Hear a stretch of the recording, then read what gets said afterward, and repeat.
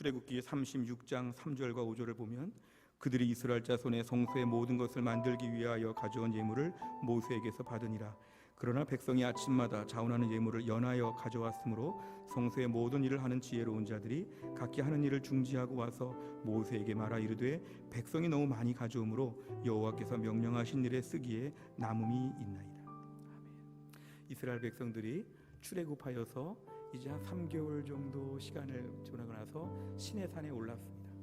시내산에서 한 1년 동안 머물면서 하나님 말씀 많이 배웠고 무엇보다 앞으로 하나님을 섬길 수 있는 방법들을 배우게 되었습니다. 그러면서 아직 성전은 짓지 못하고 이동식 텐트와 같은 성막을 만들게 되었습니다. 성막을 만드는 기술자들이 지금 다 모여드는 가운데 하나님 명령하셨죠. 이 성막을 만들기 위해서는 금도 필요하고 은도 필요하고 각종 귀한 것들이 다 필요하다. 너희가 가져올 만큼 가져와라. 그래서 이스라엘 백성들이 너무도 많이 가져왔다는 것입니다.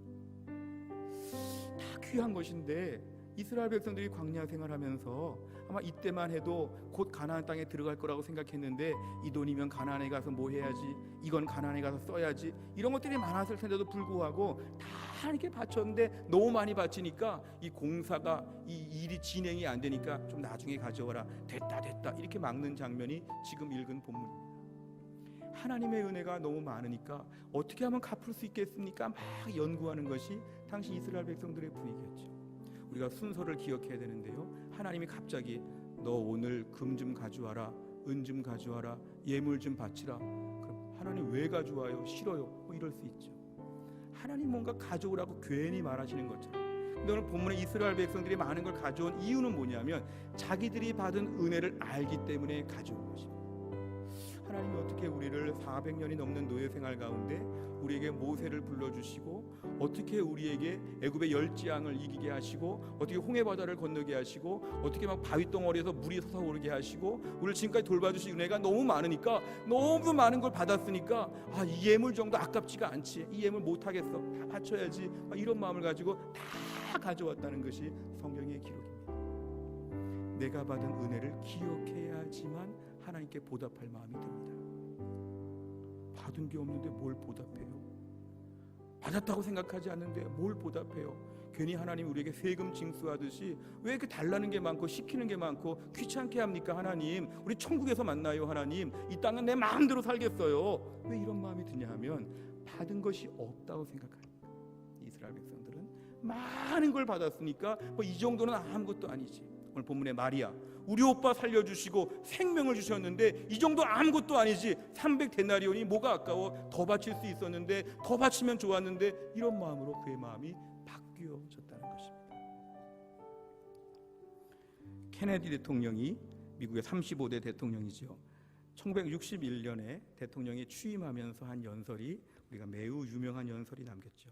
국가가 나를 위해서 무엇을 해줄까, 이 생각보다는 내가 국가를 위해서 뭘 할 수 있을까 좀 생각해 보라고 이렇게 연설을 했는데 매우 유명한 말입니다. 우리가 오늘 신앙생활이 성장한다의 차원은 바로 이 문턱을 넘어서야 됩니다. 하나님께 뭐를 받았나, 주신 적이 있나, 받은 것이 무엇이 있나, 남들은 더 많이 받았는데 나는 너무 초라하지 않는가, 안 주시나, 왜 안 주시나, 이런 생각만 계속하면은 어린아이 신앙이죠.